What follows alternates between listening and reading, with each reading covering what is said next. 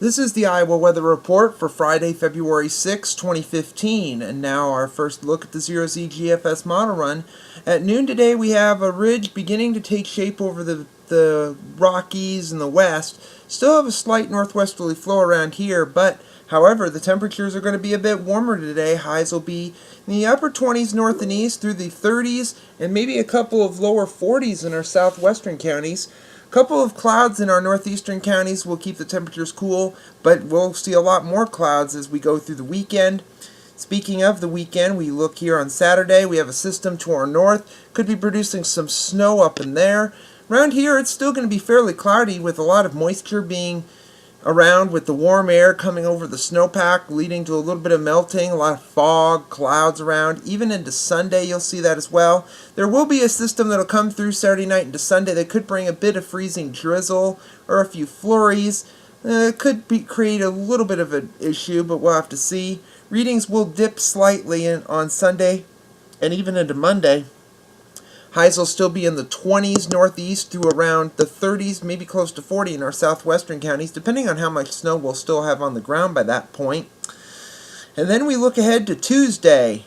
Now, we have circled up here in Canada an Arctic high pressure system. That is going to be the main feature toward the end of this coming week. And in between us and that high pressure is a clipper system that's going to come through with a little bit of moisture. Could bring a little bit of snow flurry activity here as we go into Wednesday or so. But the big story is going to be that high pressure system as it gets closer. It's going to be a fairly big high pressure system. That's going to bring the temperatures way down. Down back maybe below zero once again as we move toward, say, Thursday morning and maybe even next Friday morning as well.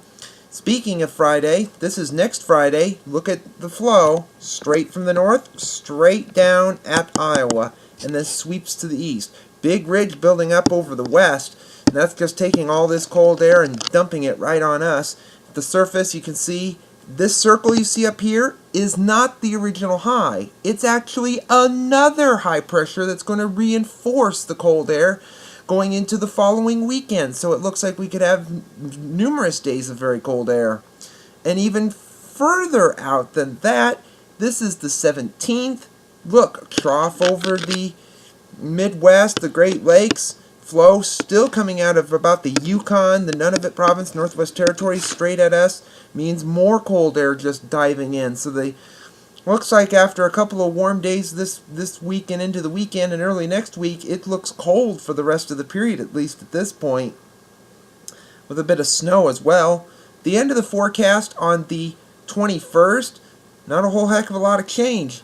Big ridge over the west, all that air over Alaska dumping straight down into our neck of the woods once again. So even as we're going further toward the end of the month of February, it still looks like it's going to stay cold and somewhat active with a little bit of snow flurry or snow shower activity. No real big storm systems around, but the main story looks to be bitter cold for the rest of the month of February. Satellite image from last evening, we had a couple of high and mid-level clouds off to our west. Those will be drifting in later today and into the weekend with a bit of a system, especially Saturday night and into Sunday. Otherwise, from here to the east, it's fairly clear. The watch warning map from last evening, some wind chill advisories across the northeast. Couple of advisories, flood, wind, high wind stuff across the west. In between that, it's fairly quiet across the country at this point. Taking a look at the QPF chart, precipitation over the next 5 days. This goes through Tuesday evening at 6 o'clock, showing very little precipitation around here, but the main precipitation will be out on the Pacific coast where they could see well over 3 or 4 inches of precipitation there.